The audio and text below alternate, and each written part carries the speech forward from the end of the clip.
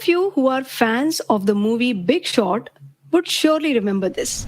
Have you ever refused to rate any of these bonds upper tranches AAA? Can we see the paperwork on those deals? Oh, I'm under no obligation to share that information with you, Just whoever you answer might the be. question, Georgia. Can you name one time in the past year where you checked the tape and you didn't give the banks the AAA percentage they wanted? If we don't give them the ratings, they'll go to Moody's, right down the block.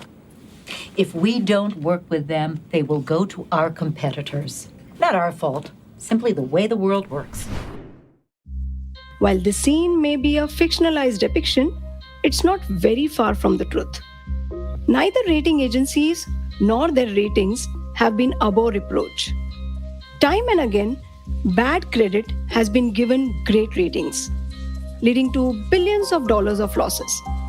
The 2008 global financial crisis stands out as a striking example.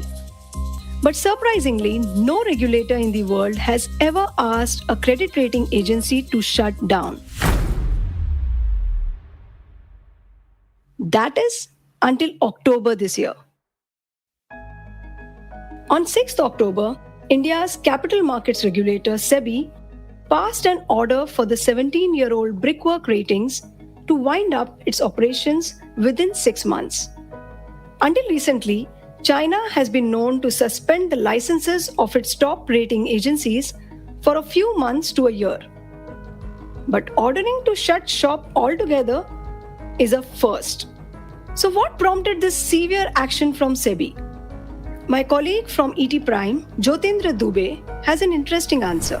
They identified conflict of interest, like business development team and the rating team meeting the client together, which is very glaring. Then they have lack of peer analysis, lack of financial projections, lack of site visits, not doing the discussions with the company management, interaction with the bankers, not reviewing their ratings in time.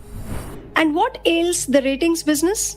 Listen to Mr. D.R. Dogra, former MD and CEO of Care Edge Ratings. People stop cooperating, they go to other rating agencies to get a rating. So they may like to shop it from one rating agency to another. Those who are fly-by-night operators will give you a rating, they may survive for some time, but I don't think they will survive for long. But how effective is the regulatory mechanism? This is what Mr. R. Gandhi, former Deputy Governor of RBI, says. Credit rating agencies basically work in a very challenging environment. Their assessment, their conclusions are being questioned not at the time when they issued the ratings, but much later based on the benefit of hindsight. That is one inherent problem the rating agencies face. It is Tuesday, December 13th. From the Economic Times, I am your host, Kiran Somvanshi. And you are listening to Rating the Raters, in which we explore what prompted SEBI to ask Brickwork to wind up. What are the systemic issues with the credit rating business? The challenges that these agencies face? And was Brickwork made a whipping boy? Or is there merit in the regulator's action? All this and much more in today's episode of The Morning Brief.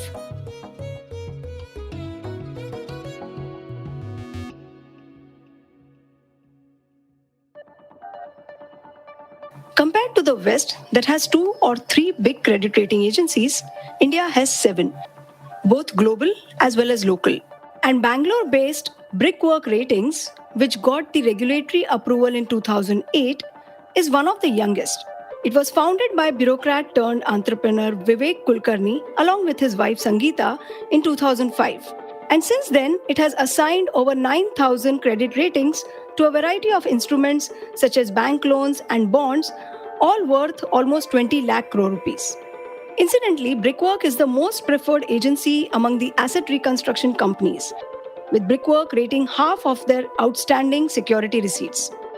Now, this agency has been under SEBI scrutiny since 2014, and the regulator has so far conducted 4 inspections, 3 independently and 1 jointly with the RBI in April this year. My colleague Jyotendra Dubey, who has closely tracked the Brickworks legal case, tells me what exactly SEBI found so disparaging in its inspections that has got the clock ticking for Brickwork. Hello Jyotendra, welcome to the Morning Brief. Hi Kiran, thanks for inviting me. So how would you describe SEBI's order of winding up Brickworks operations? So SEBI's order to wind up Brickworks operation is a massive move. I've never seen such kind of an order in India or in any other country against any rating agency. So no other market regulator has given such an order. Penalties have been imposed on some credit rating agencies in India and even in other countries.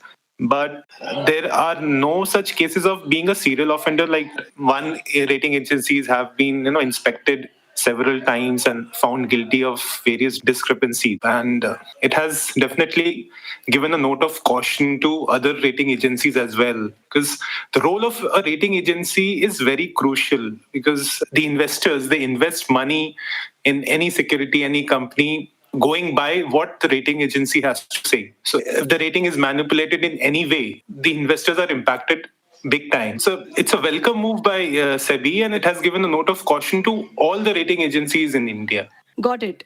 So from your talking to people for the story that you did, what kind of reaction did people give about the order? Or they always expected ki ye to hona hi tha, as far as Brickwork was concerned?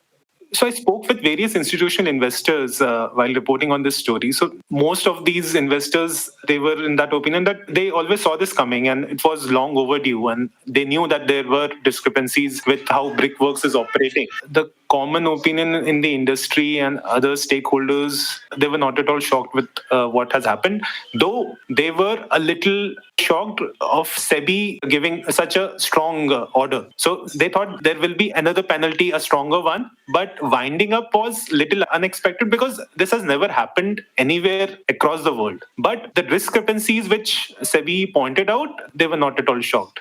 Right. What all discrepancies have been pointed out in SEBI's order and how serious are they?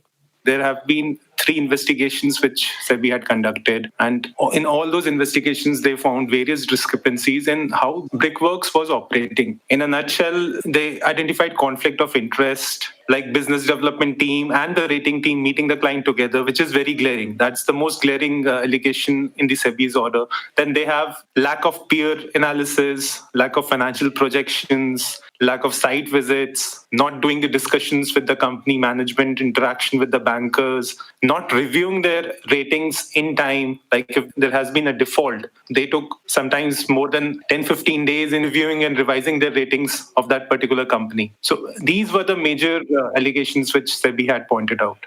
And you mentioned about those 3 investigations SEBI held, and then it also held the last one, 4th one, jointly with RBI. So what have been the revelations that have been brought out in these investigations, inspections, and how have these inspections been carried? So the first inspection was done by SEBI, and they took a period between April 1st, 2014 to September 30th, 2015. And after the first inspection, they imposed a monetary penalty of 3 lakhs, and which was later appealed by Brickworks, and it was reduced to 2 lakhs.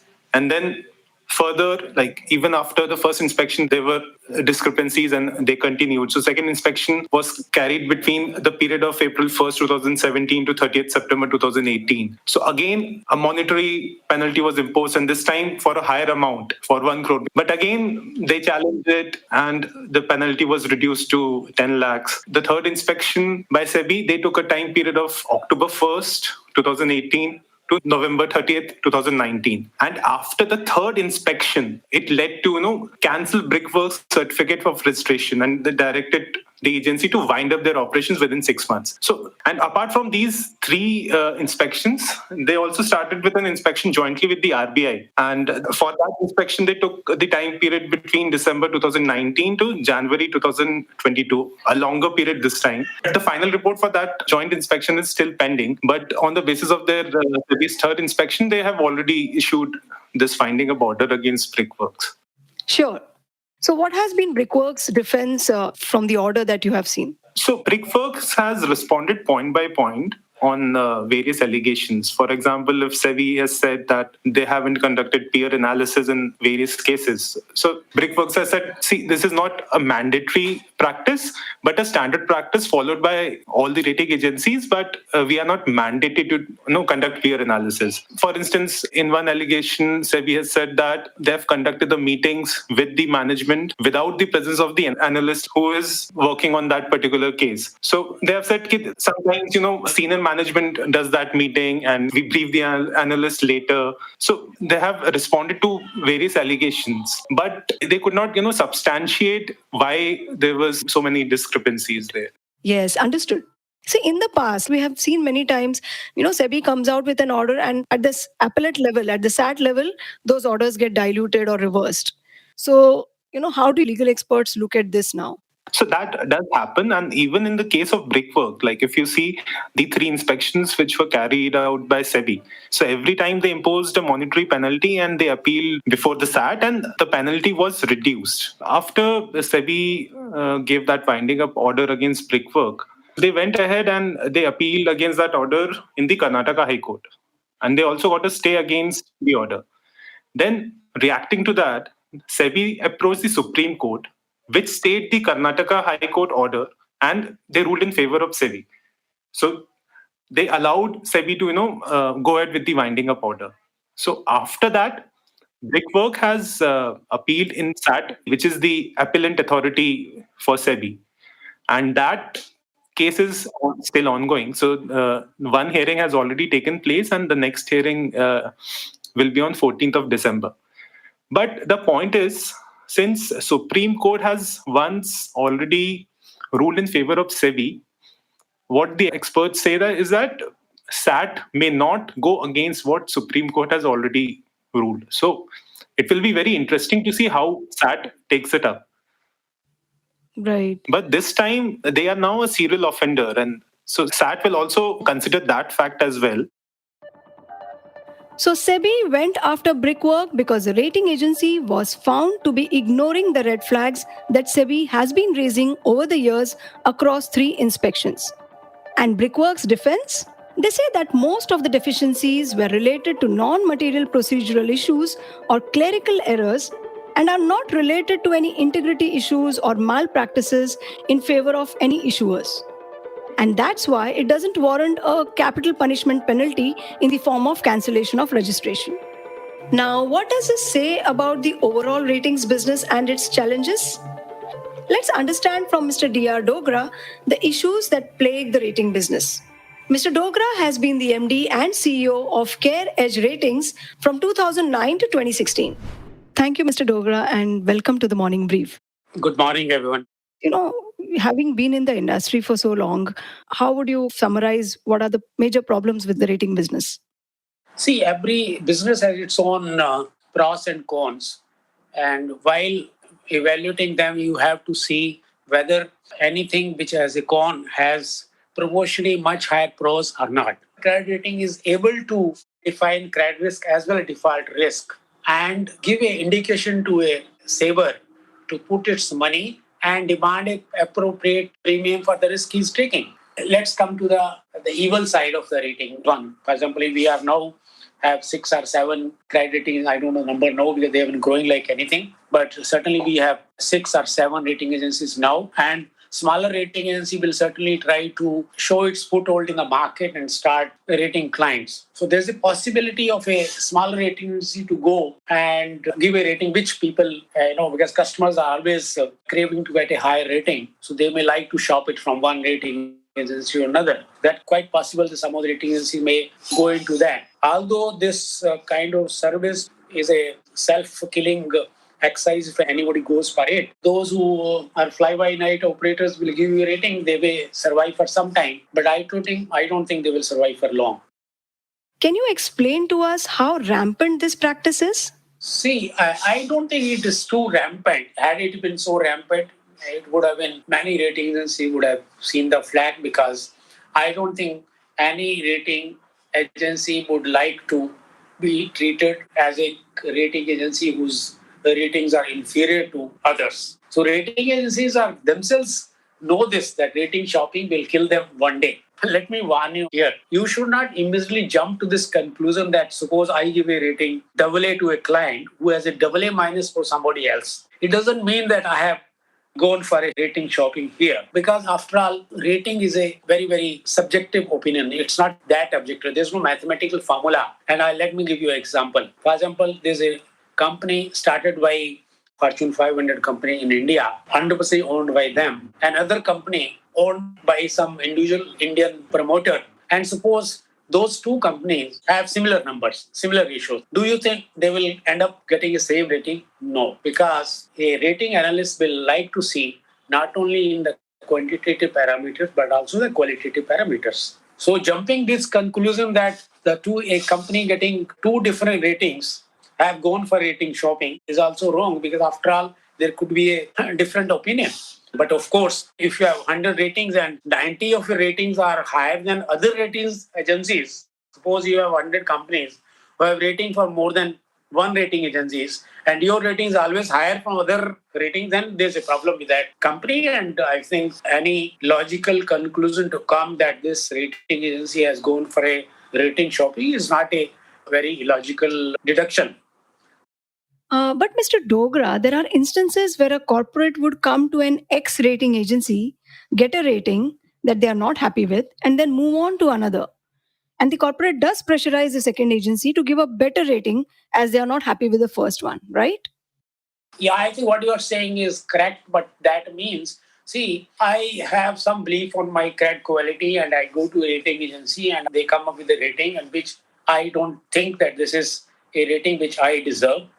Then the regulations provide that the client have option to accept the rating or doesn't accept the rating. If he doesn't accept the rating, earlier we were not supposed to disclose the rating to the market, but now the client is supposed to tell, and we also say that the company has come to us for rating and they got this rating, but they have decided not to accept a rating. But once you accept a opinion and go and place that instrument, then it has become bound on you to comply with all acceptance requirements, and you have to keep on providing all information on the current credit quality of the company, and then there's no way to get out of your rating. But it's a real world, it doesn't happen like this. People stop cooperating, they go to other rating agencies to get a rating, and that is what you find. The rating is not meaningful, or client is not cooperating, they suspend the rating, or they go to the investors and ask them that we like the rating to be withdrawn, so they get no objection. Then rating agency also withdraw the rating. But Mr. Dogra, what about the inherent conflict of interest in the ratings business? The person who wants the rating is the one paying for it. Isn't there a conflict of interest in this?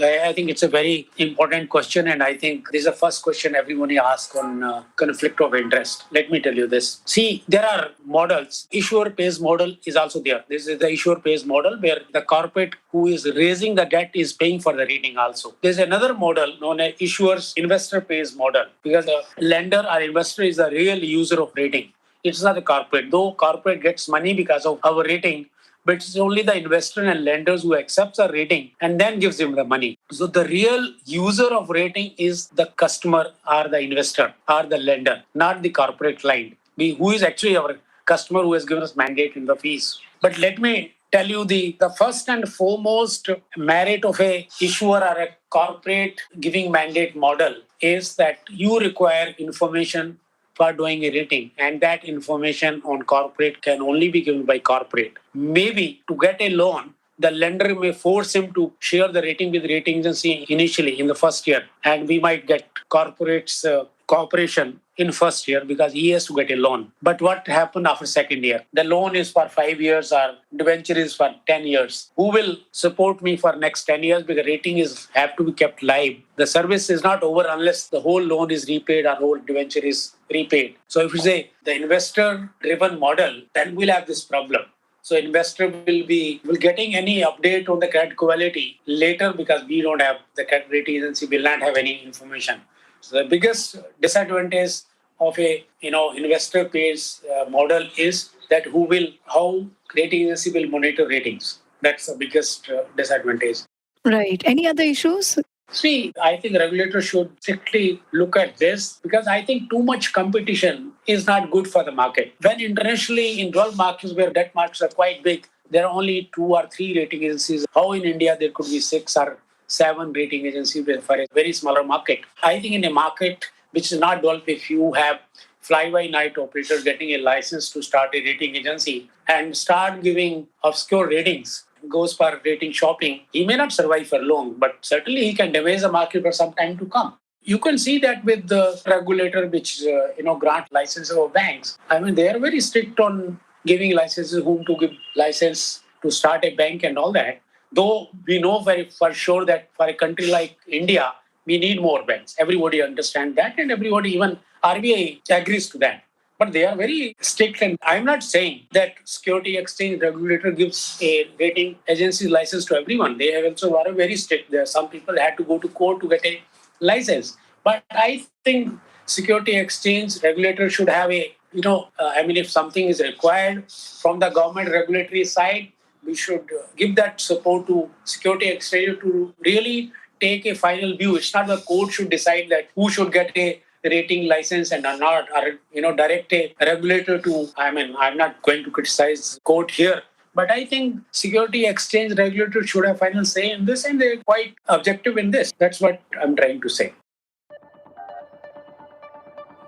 So it should be the regulator's prerogative to take action against the credit rating agencies. Interestingly, rating agencies are directly monitored by SEBI and also come under the scrutiny of RBI, which is the regulator for debt markets. So I speak to Mr. R. Gandhi, former Deputy Governor of RBI, about how the regulators view the credit rating business and their inherent challenges. Good morning, Mr. Gandhi, and welcome to the Morning Brief. Good morning, Kiran. So what would you point out as the systemic issues with the rating agencies and the rating agency business? Yeah, credit rating agencies basically work in a very challenging environment. Their assessment, their conclusions are being questioned not at the time when they issued the ratings, but much later based on the benefit of hindsight. That is one inherent problem the rating agencies face. Question that are raised about them is that why they had not been able to predict the fall of the entities much before it had happened. Any failure is taken as they had failed to predict. But the very fact that they had been rating different entities at different levels, that automatically mean that they have an assessment, they have a model based on which they come to conclusion. Third, the optics, because they are being paid by the borrowers themselves who seek the ratings. So generally the doubt remains in many people's mind whether they have been guided by the money that they are making. And on that basis, they are not candid enough in terms of assessing the borrower's debt instruments. Then fourth challenge that they have is that at the time of originating the ratings, the borrowers are willing to give whatever information the rating agencies are asking. At that time, the rating agencies have the real upper hand to ask for the information based on that they rate them. But later on, because it is a debt instrument, debt instruments are running for several months or years. So during the course of the instrument's life, whether the entity continues to willingly give information what is being asked by the rating agency, that is again, there is a big lacuna there. So if we had to look at solutions, would data asymmetry be a big one to resolve? So the data continuing information, that's a big lacuna in which the rating agencies function. So there possibly now we have certain other developments which has taken place in India which may help them out. One is the account aggregation business which has come on the scene. Then public credit registry that is being organized by the Reserve Bank of India as an extension of the CRILIC concept. Third, the MCA database is getting expanded and getting more and more robust. Then the GSTN network that has also got large amount of data about the actual business of these big entities who are borrowing from the market. So if we enable the credit rating agencies to be an approved entity to receive information, to access information from all these kind of new arrangement, then to that extent, the rating agencies' problem of getting latest up-to-date data that can be solved, then it is up to their professional wisdom to make good use of that, analyze it properly, and give appropriate ratings or change in the ratings that they will be able to do. So that is one major measure which all of us will have to think about how to enable the rating agencies gain latest information. What about the conflict of interest in those getting rated paying for the rating? There has always been a suggestion that rating agencies should get paid not by the borrowers, but by a common mechanism through which either by the regulator or from a specific fund, all the borrowing parties can fund that entity or that trust or fund. And from there, the rating agencies should be paid, not a direct financial or commercial relationship between the rating agencies and fundraising entities. So if you break that, if you make it indirect or even completely break that link, then the rating agencies, the criticism that they are being guided by the business that they are getting from the borrowing entities will not be there. Yes, understood. I'm curious, Mr. Gandhi, that is there a need for so many rating agencies in India? Because globally, when you look at it, it's like top 2 or 3 major ones who look at such a big, large market. But for Indian market, which is relatively smaller, we still have like 7 agencies. So do we need so many? Actually, the Indian market is not small, it is big. Because in the number of entities, we are hoping them to get into raising monies from the market. That is one. It is not just market borrowing which requires a rating. Even bank borrowing, right? There are also rating agencies do play for rating the loans. So the large number of debt instruments, which we hope that down the line the market will improve and rating will be a primary requirement. That is one market instrument. Second, the private placement market also has been very large, continuously increasing. And third, the loan portfolio of banks. So I don't think large number of rating agencies, we need not necessarily see it in a negative way, because this is not a market infrastructure. If it is a market infrastructure instrument, then normally I would be arguing for a single institution to be there, because it gives common service for all the people. In that case, there is a natural advantage in that entity being a monopoly. Whereas this is pure commercial one. So that way, I do not think there is compelling reason for restricting the number of rating agencies to just 2. But Mr. Gandhi, won't excessive competition breed the problem of rating shopping even further?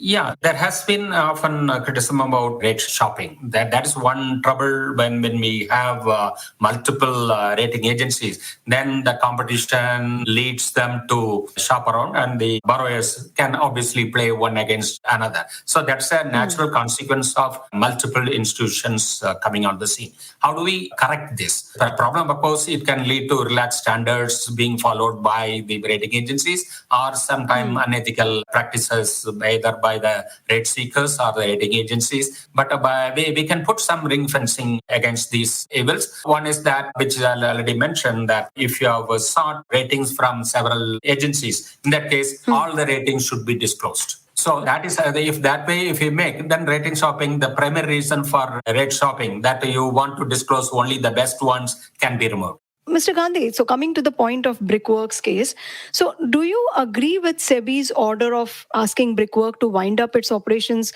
within 6 months? What is your observation on it?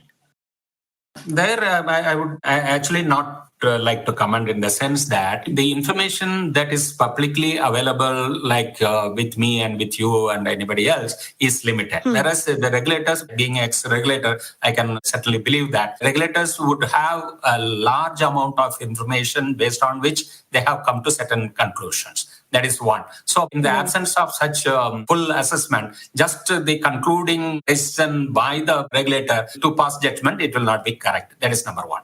Number two, it is also mentioned that SEBI and even for that matter RBI also had been giving warnings in earlier rounds. They had accorded penalties on this entity over this period. And now finally it has come to the cancellation of license. So it is not that suddenly they were led into this situation. There had been prior warnings and certain earlier regulatory actions, regulatory guidance for correction. All those things have also been done. So with that, normally I would abide by this regulator's view that in their hands large amount of information is there, and in their best judgment they have come to this conclusion. In this particular case, for that matter, any particular case like this, it may not be right for us to see whether SEBI has overreacted or underreacted kind of thing. That I would not like to really say that. If SEBI has its way, companies may soon have to disclose any new or revised rating that they have got, even if it was not requested by them or the request was later withdrawn. This will discourage companies from rating shopping. The regulator may also soon allow rating agencies to supervise how IPO funds are used by companies. Now, with such changes coming in that are empowering the rating agencies, it becomes crucial for the regulator to red flag the repeat offenders in the business. In case Brickwork was to indeed shut down, it will send a stern message of deterrence not just to the other rating agencies, but to the overall financial markets. And just in case SAT does overturn SEBI's order, it may reveal the deficiencies in the way SEBI inspects and penalizes. It may also prove that SEBI's punishment of closure for Brickwork was way more stringent than what it deserved. After all, our guests did point out the constraints within which the rating agencies function. We typically start our episodes with questions. In this case, we are also left with some. Could this whole issue have been handled better? Can there be better checks and balances in the system? A kind of maker-checker system that is basic finance 1.0? Can there be a mechanism to forewarn the market about any irregularities of the rating agencies? It is over to SEBI and RBI now to correct the system rather than singling out just one offender. The Brickwork case is a compelling reason to make the rating mechanism more robust and trustworthy. So that's it for today. This is your host Kiran Somvanshi from The Economic Times. You have been listening to Rating the Raters only on the Morning Brief. A big thank you to our guests, Mr. Gandhi, Mr. Dogra, and Jyotendra Dubey for sharing their amazing insights. And thank you for tuning in to this podcast brought to you by the team Economic Times. Show producers Sumit Pandey, sound editor Rajas Nayak, executive producers Anupriya Bahadur, Anirban Chaudhary, and Arijit Burman. We hope you like this episode. Do share it on your social media networks. The Morning Brief drops every Tuesday, Thursday, and Friday. The Morning Brief is now streaming on Amazon Prime Music and JioSaavn, apart from Spotify, Apple, and Google Podcasts. And of course, ET's own audio platform, ET Play. Do tune in to ET Play, our latest platform for all audio content. Have a great week ahead. All clips used in the episode belong to the respective owners. Credits mentioned in the description.